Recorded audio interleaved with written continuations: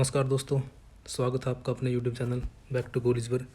और जैसे कि हम दोस्तों ये सीरीज़ हमने चला रखी है उत्तर भारत और दक्कन के जो प्रांतीय राजवंश थे उनके ऊपर, जो उनके रिलेटेड जो मोस्ट इंपॉर्टेंट क्वेश्चंस हैं उनके ऊपर ये सीरीज़ चली हुई है क्वेश्चंस की। और आगे भी ऐसे ही क्वेश्चन सीरीज चलती रहेगी। तो आप दोस्तों शेयर कीजिए, कमेंट कीजिए और लाइक कीजिए दोस्तों। और आप भी कोशिश कीजिए कमेंट करने की क्वेश्चंस के ऊपर। तो दोस्तों स्टार्ट करते हैं 45 नंबर से। 44 हम पहले करा चुके हैं कि 45 नंबर देखते हैं। कश्मीर के किस सुल्तान ने शिया और सुन्नियों के मध्य धर्मांतरपूर्ण संघर्षों और बार बार होने वाले विद्रोहों से मुक्ति पाने के लिए मुगल सम्राट अकबर से हस्तक्षेप करने की प्रार्थना की थी? तो दोस्तों इसके ऑप्शन देखिए, हुसैन शाह, गाजी खां, यूसुफ शाह। तो दोस्तों इसका राइट आंसर जो था वो था यूसुफ शाह। दोस्तों कई बार हमसे ये ऐसे क्वेश्चन पूछा जा सकता है कि जो अकबर के टाइम में या यूसुफ शाह के टाइम में मुगल सम्राट कौन था। तो दोस्तों ऐसी चीज़ें हमें याद रखनी चाहिए कि कौन किसके टाइम पे आया, किसकी क्या क्रोनोलॉजी बनती है। और ये भी हमें याद रखना चाहिए कि किसके टाइम पे शिया और सुन्नियों के मध्य क्या था, संघर्ष बार बार हुए। इस टाइप से भी क्वेश्चन हमसे पूछ लिया जाता है। तो 46 देखते हैं दोस्तों। कश्मीर के सुल्तान जैनुल आबदीन को निर्माण कार्य करने का बहुत शौक था। तो कई बार क्वेश्चन ऐसे भी जाता है दोस्तों कि किस सुल्तान को कश्मीर के निर्माण कार्य करने का शौक था। तो होगा जैनुल आबदीन। उसकी क्या थी महानतम अभियांत्रिक उपलब्धि जैनालंका। और किसने क्या बनाया था, जैनालंका नामक एक क्या बनाया था उसने, द्वीप बनाया। दोस्तों ये भी हमें क्वेश्चन के अंदर ही मिल रहा है कि उसने क्या बनाया, जैनालंका नामक द्वीप बनाया। तो एक कश्मीर की किस झील के ऊपर ये इस द्वीप का निर्माण करवाया गया था। तो दोस्तों एक फेमस झील है, ये थी वूलर झील थी, जो हमें पता होना चाहिए दोस्तों। 47 देखते हैं। जैनुल आबदीन ने विदेशों से लेकर कश्मीर में अनेक दस्तकारियों का प्रचलन कराया। निम्नलिखित में से दस्तकारी को उसने समरकंद से ग्रहण किया था। कौन सी दोस्तों समरकंद से दस्तकारी थी जो जैनुल आबदीन ने बुलाई दोस्तों, वो थी ग्रहण की थी, ये थी कागज़ बनाने और जिल्द साजी का दोस्तों जो कार्य था, ये समरकंद से उसने बुलवाया था दोस्तों, ये सीखा था। तो 48 देखते हैं दोस्तों। फिरोज शाह तुगलक ने किस किस चिर स्मृति स्थायी रखने के लिए जौनपुर नगर की स्थापना की? दोस्तों ये हमें पता है कि ये था मोहम्मद बिन तुगलक दोस्तों, जिसका राइट आंसर रहेगा दोस्तों मोहम्मद बिन तुगलक। 49 देखते हैं दोस्तों। जौनपुर के सुल्तानों ने सर की उपाधि को किस कारण धारण किया था दोस्तों? और ये हम जानते हैं कि ये इन्होंने जो इस राजवंश के संस्थापक था, जो मलिक सरवर, जो एक हिजड़ा था, उसको क्या था, जो फिरोज शाह तुगलक ने क्या दी थी, सुल्तान उस सुर्ख की उपाधि दी थी। तो इस वजह से सरकी वंश की उपाधि इन्होंने धारण की थी। जौनपुर के जितने भी शासक हुए हैं तो मोस्टली सरकी लगाते थे अपने पीछे, तो इसलिए इनको सरकी वंश का भी कहा जाता है। 50 देखते हैं दोस्तों। किस सुल्तान ने जौनपुर के सरकी साम्राज्य को विजित करके दिल्ली सल्तनत में शामिल किया दोस्तों ये ऑप्शन देखिए, दौलत खान लोधी, बहलोल लोधी, सिकंदर लोधी या इब्राहिम लोधी।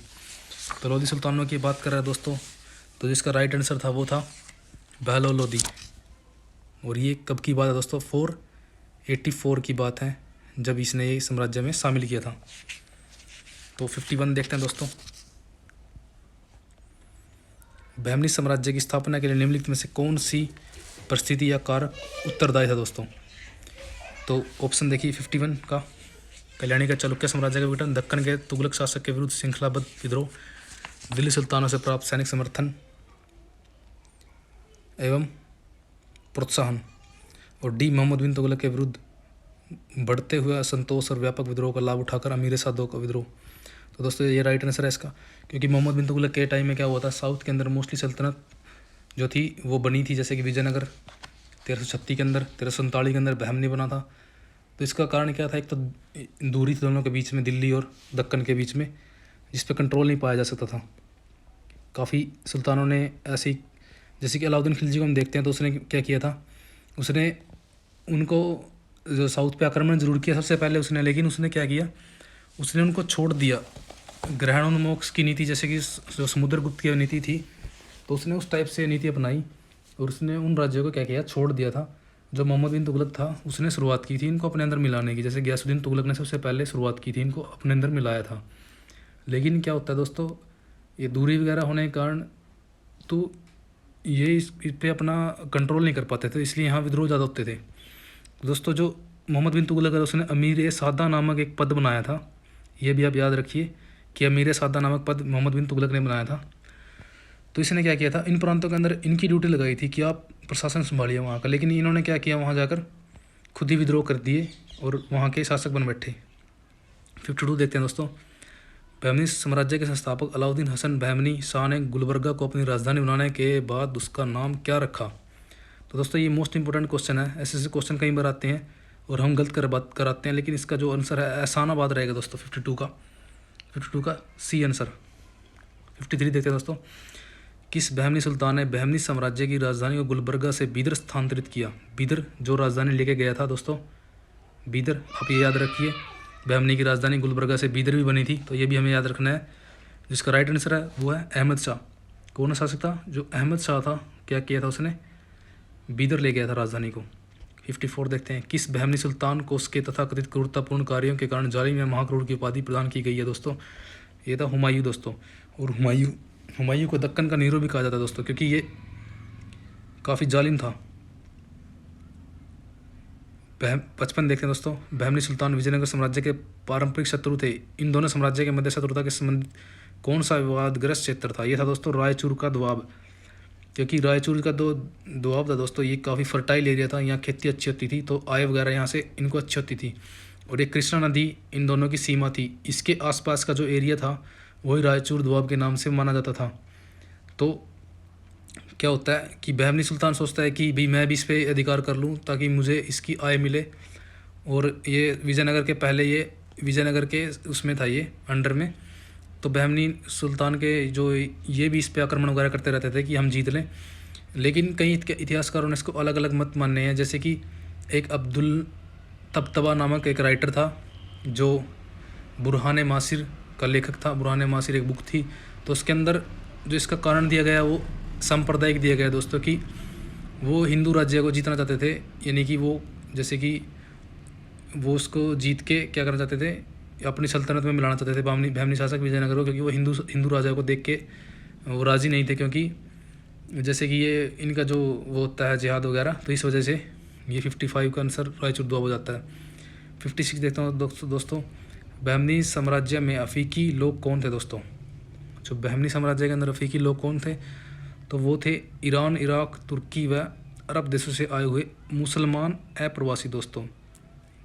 और ये काफ़ी स्ट्रॉन्ग थे, जैसे कि ये आराम से बहमनी के प्रशासन में आ जाते हैं आराम से। तो बहमनी साम्राज्य के पतन का मुख्य कारण क्या है दोस्तों, ये इंपॉर्टेंट क्वेश्चन है दोस्तों। तो इसका जो मेन रीज़न था वो था, जैसे आप एक बार ऑप्शन देख लीजिए इसका मेन रीज़न था अमीरों के दो प्रमुख गुट, दक्कन और अफ़ीकी। जो अफ़ीकी ऊपर बताया है दोस्तों, ये अफ़ीकी ये थे मुसलमान प्रवासी जो ईरान और इराक के थे, ये मोस्टली क्या थे, शिया थे। कौन थे ये, शिया थे। और दक्कन के जो थे वो सुन्नी थे दोस्तों, सुन्नी कट्टर होते हैं। तो इनको देख के राजनीति है ये कि ये हमारे से ऊपर कैसे पहुंच गए, कि इतने जो ये बाहर से आए हैं और हम दक्कन के होकर भी इतने अच्छे पदों पर अभी तक हम में से इतने नहीं पहुंचे हैं जितने कि ये पहुंच गए हैं। तो 58 देखिए दोस्तों। बहमनी साम्राज्य के दक्कनी और अफ़ीकी अमीरों के मध्य संघर्ष के संबंध में निम्न में कौन सा कथन सही नहीं है दोस्तों। आप एक बार इसके ऑप्शन देखिए 58 का। जैसे कि परदेसी अफ़ीकी दक्कनियों की तुलना में कहीं अधिक साहसी और कर्मठ थे, ये बिल्कुल सही बात है दोस्तों। जो अफ़ीकी यानी कि परदेसी जो बाहर से आए थे तुर्क वगैरह, दक्कनियों की तुलना में क्या थे, साहसी और कर्मठ थे।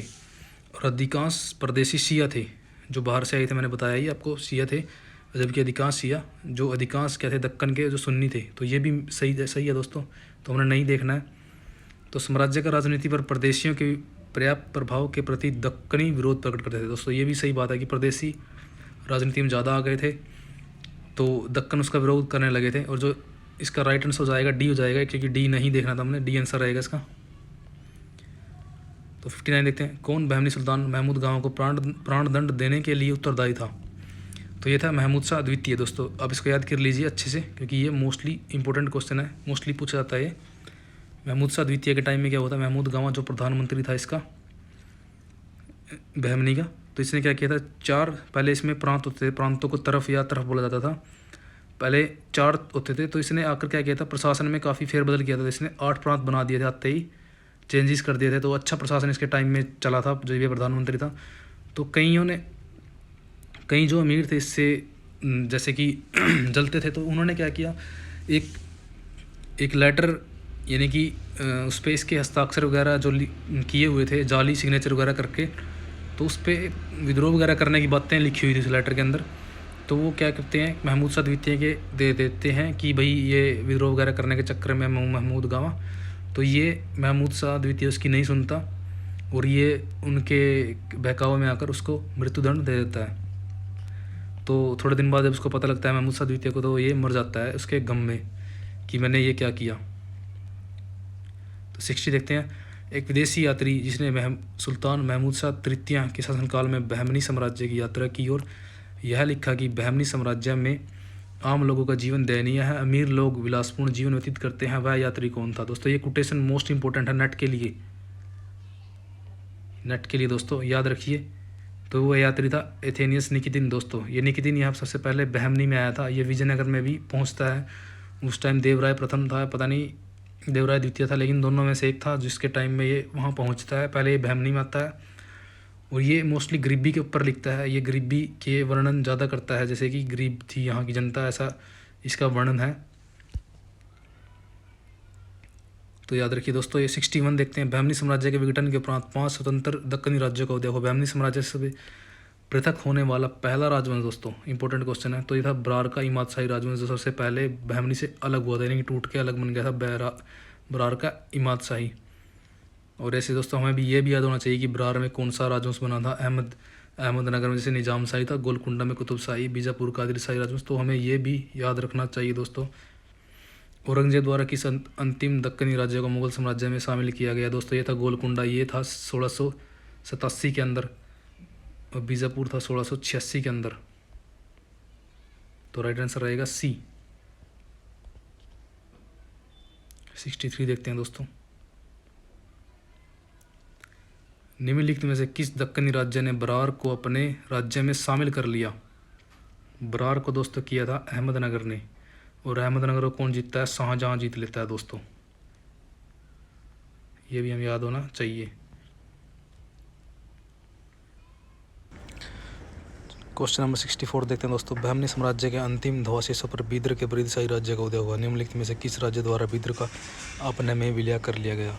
तो ये दोस्तों जो ऑप्शन देखिए, बीजापुर, अहमदनगर, गोलकुंडा, बरार। तो दोस्तों इसका जो राइट आंसर रहेगा वो रहेगा बीजापुर। इसको दोस्तों हम बी के नाम से, जैसे कि बी से बीजापुर, बी से बहमनी, ऐसे याद कर सकते हैं। और जो ये ऊपर वाला क्वेश्चन था जो बरार का था, बरार का जैसे बी ए ऐसे भी याद कर सकते हैं, ए बी ऐसे इसको हम याद कर सकते हैं इसके फर्स्ट नंबर से, लेटर से। तो 65 देखते हैं दोस्तों। किस प्राचीन हिंदू साम्राज्य के अवशेषों पर गोलकुंडा के मुस्लिम राज्य का उदय हुआ। दोस्तों ये वारंगल था, जैसे कि वारंगल की जो रानी रुद्रमा देवी थी वो वारंगल की थी। तो इसे हमें याद रखना पड़ेगा दोस्तों। ये गोलकुंडा जो था वारंगल के अवशेषों के ऊपर बना था मुस्लिम स्टेट। चांद और 66 देखते हैं दोस्तों। चांद बीबी ने किस साम्राज्य की शहजादी थी। तो ये थी अहमदनगर की दोस्तों। और अहमदनगर की ये शहजादी थी। और इनका जो जैसे कि जहाँ इनकी मैरिज होती है तो वहाँ इनके हस्बैंड जो थे जो वो एक्सपायर हो जाते हैं। तो ये इनका इस अहमदनगर की राजनीति के अंदर हस्तक्षेप बहुत ज़्यादा हो जाता है। तो ये अपने भतीजे के साथ जो छोटा होता है एज में, तो शासन वहाँ का संभालती है। तो आगे उसके देखेंगे जो इसके पति का नाम आगे आएगा। किस दक्कनी मुस्लिम राज्य ने फ़ारसी के साथ स्थान पर हिंदी या दक्कनी उर्दू को राज्य के राजकाज की भाषा बनाया। तो दोस्तों ये था बीजापुर ने दोस्तों, जो साउथ का ऐसा स्टेट था जिसने उर्दू या हिंदवी, इसको हिंदवी बोलते थे पहले, उर्दू को, दक्कनी उर्दू को। तो बीजापुर था जिसने राजकाज में क्या था, इसकी राजकाज की भाषा को बनाया था। 68 देखते हैं दोस्तों। बहमनी साम्राज्य में प्रांतों को क्या कहा जाता है दोस्तों। तो हमने पहले बताया है कि प्रांतों को तरफ या अतरफ कहा जाता था।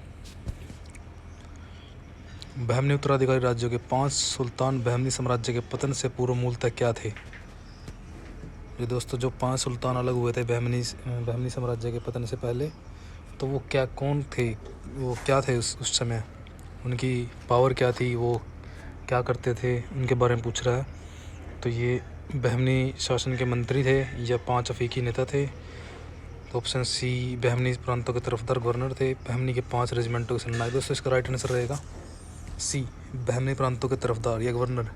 ये बहमनी ने क्या, तो जो बहमनी स्टेट था पहले उसके 4 तरफ होते थे, लेकिन महमूद गावा 8 बना देता है। तो ये वैसे ही उन 8 स्टेटों में गवर्नर थे, 5 जो ये 5 थे। तो यहाँ ये क्वेश्चन नंबर आया है नेक्स्ट। इसका नंबर थोड़ा PDF से थोड़ा गायब हो गया दोस्तों बनाते टाइम। तो हम क्वेश्चन देखते हैं कि बहमनी वजीर महमूद गावा ने एक प्रसिद्ध महाविद्यालय कॉलेज की स्थापना की थी।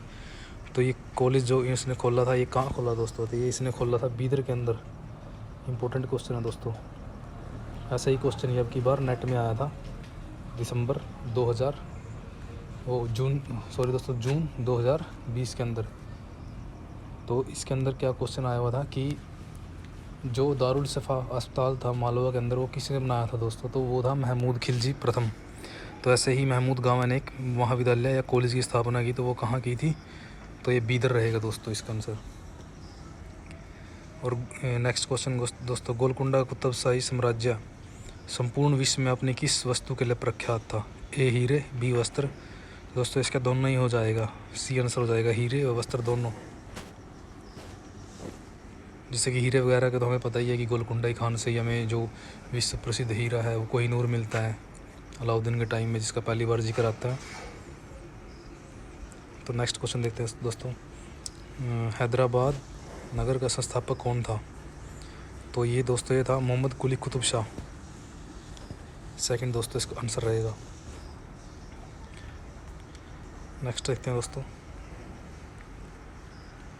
पुर्तगालियों ने किस राज्य की कीमत पर अपने साम्राज्य की स्थापना की थी।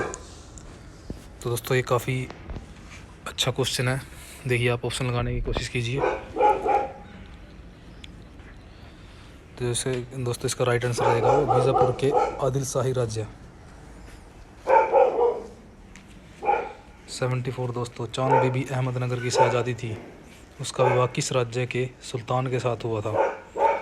तो वो था दोस्तों बीजापुर के अली आदिल शाह, जैसे कि हमने पहले जिक्र किया है। तो बीजापुर का ये अली आदिल शाह था। तो थोड़ा दोस्तों बाहर शोर हो रहा है, कुत्ता वगैरह भौंक रहा है। तो इसका बीजापुर के अली आदिल शाह इसका राइट आंसर हो जाएगा। 75 देखते हैं दोस्तों, शिवाजी के पिता शाहजी भोंसले मूलतः किस राज्य की राज्य सेवा में थे। तो ये अहमदनगर की सेवा में थे दोस्तों। तो दोस्तों हमने देखे 75 क्वेश्चन इस सीरीज़ के। हम कल से या नेक्स्ट जो वीडियो आएगी उससे एंशिएंट या जैसे विजयनगर वगैरह के क्वेश्चन मैं डाल दूँगा, और काफ़ी यूनिक क्वेश्चन होंगे दोस्तों। जैसे कि आपने देखा इसके अंदर काफ़ी यूनिक क्वेश्चन थे दोस्तों। धन्यवाद, थैंक यू। लाइक करें दोस्तों, शेयर करें, और आगे भी आप अपने दोस्तों को बताएं कि इसके अंदर जो ये अपना चैनल है इसके ऊपर अच्छा मैटर डाला जा रहा है, और जो हमारी हेल्प करने वाला दोस्तों,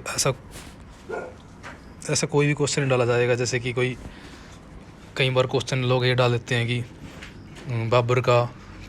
बाबर की पत्नी कौन थी, हुमायूं का बाप कौन था। ऐसे क्वेश्चन जो हमारे लेवल के हैं ही नहीं, हम अच्छे लेवल के क्वेश्चन यहाँ पर डाल लेंगे, जिससे कि हमें हेल्प मिलने वाली है दोस्तों। तो धन्यवाद, थैंक्स दोस्तों फॉर वॉचिंग।